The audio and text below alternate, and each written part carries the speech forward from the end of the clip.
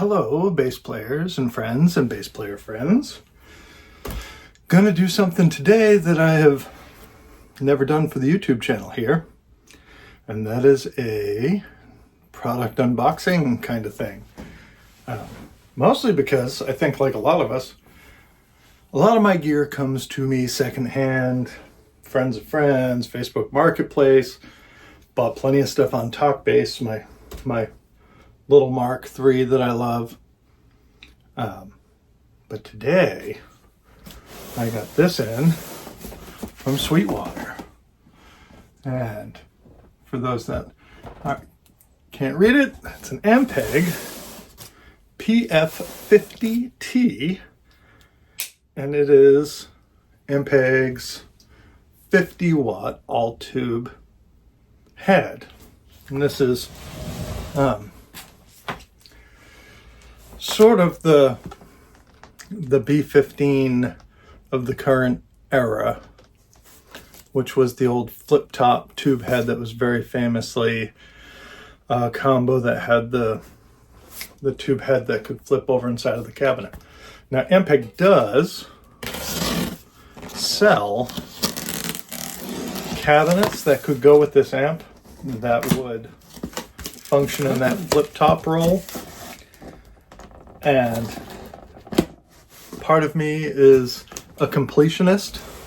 Like, I do, another thing that I never talk about on this channel is my Magic the Gathering collection that's over here, and it's like collecting things in general. You don't end up with as many bases as I have without having some sort of collecting habit. I know some great players that have one bass their whole life, and that's enough for them. But my band, most of the time, trailers are gear, and so the idea of having this flip in a speaker cabinet hanging upside down in the trailer. Oh, okay.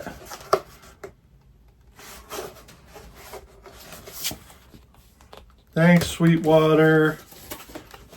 Happy New Gear Day. Let me practice some knife safety skills here. Because that's it. We're in the box. Top of the box. Little congrats card from Sweetwater. Another Sweetwater sticker. I love my guy over there. Let's see. Now, I'm not going to move the camera much, so I will move the box. And we're looking right at the amp. It's got some heft to it. This is not... I've been running Class D amps for the last, I don't know, 7 years, 5 years? Hard telling. COVID times don't really exist. We have our quick start guide, safety manual,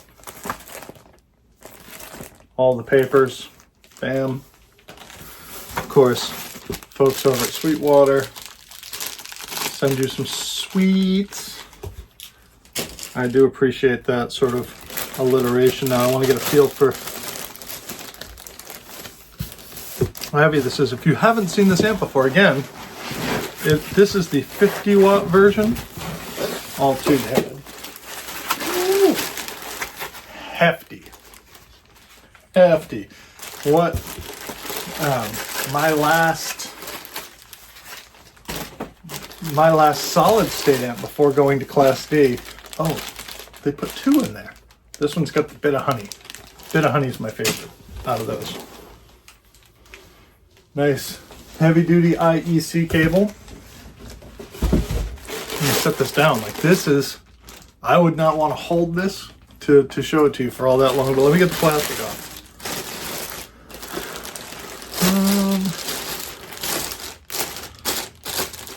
It is totally sealed, which is nice. One of the 2 big perks with this tube amp, and I apologize if this plastic sound is annoying myself, but 2 of the big perks with this particular amp is that, 1, tube amps do need biasing. They should come, like a new amp should come, where the bias has been checked and set. But over time, tubes age, things change. It may need to be rebiased. Now, if you're somebody like me that doesn't have a whole lot of experience with tube amps, because again, not a guitar player, what does that mean? I don't know, other than vacuum tube technology. As the tubes change, you want to change the way the signal is sent to and coming out of the tubes. Out of the plastic. Ooh. Bam. Heft. You can see a lot of high-end audio enthusiasts, audiophiles will tell you big transformers where it's at. When the circuit calls for power, it wants the power here and ready. Fast transients. I see 5 tubes in here. Looks like 3 12AX7s in the preamp stage, and 2 6L6s in the power section, all hidden under this nice cage, so they'll glow. On the back, you know, this is all stuff you could see on the Ampeg website or the Sweetwater website, so I'm not going to feel too badly that this might not come into focus. But there is a bias control there where red light is bad, green light is good. IEC, power, standby. One of the other things that's interesting about this, and it's another reason why I was very interested in it, is the 2 balanced outs. Lately I've been using in-ears more often.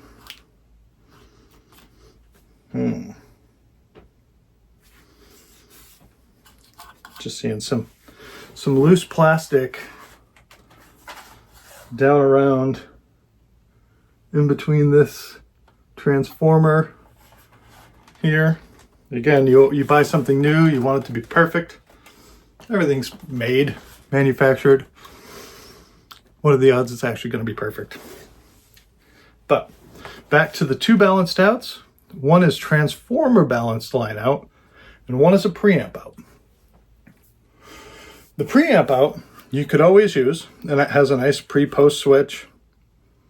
There's also a ground lift switch, which is important. The transformer balanced line out actually comes after the power stage. And so if you are actually getting some tube sag, which is one of the sort of perks of tube power versus just a tube preamp, in order to get that into something like your in-ears, your recording, you have to mic a cab. This unit will let you run out of that transformer balanced DI and get some of that tube power section sound to your front of house or to your in-ears, whichever. And this unit is built in such a way that if you're running it at 8 ohms, and it is switchable between 4 and 8 ohms, with a little switch back here. If you're running at 8 ohms, you can actually run that transformer balanced out without even having a speaker cab hooked up.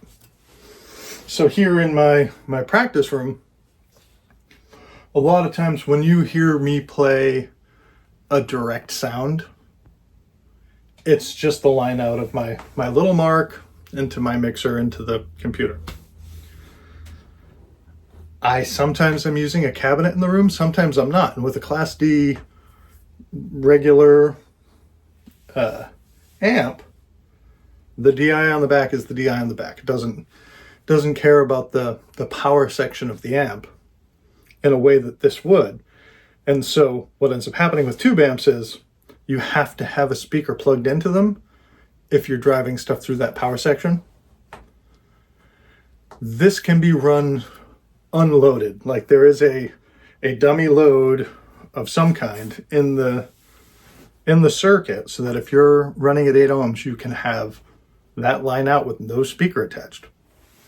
That makes this a great recording preamp for a classic, you know, the expectation is a classic Ampeg tube sound. Like I said, a lot of this you could get right from the website, so I don't think I need to explain. There is a gain and master volume, bass, mid-range with and 5 selectable frequencies for the mid-range, the famous Ampeg ultra-high and ultra-low switches, a standard input and a buffered input, or a padded input for active or high output basses, a -15 input. So this is the Ampeg PF-50T. And this was just the quote-unquote unboxing. Just arrived today. I'm looking forward to, after I shut the camera off, setting this up and playing my first notes through it. And I apologize, I'm not going to share those with you right away. I want to learn the amp, get it set up, but I will definitely mention in a later video. It's interesting. It says it weighs 19.5 pounds, 19.4 pounds. Feels heavier than that. But I will definitely follow up with you on my thoughts, how it works out. If I feel like I have a handle on it, I might take this to the gig tomorrow. Maybe I'll try and shoot some video there and get some of the audio recording. And in the meantime, keep practicing, keep having fun, keep doing your thing, and I'll talk to you soon.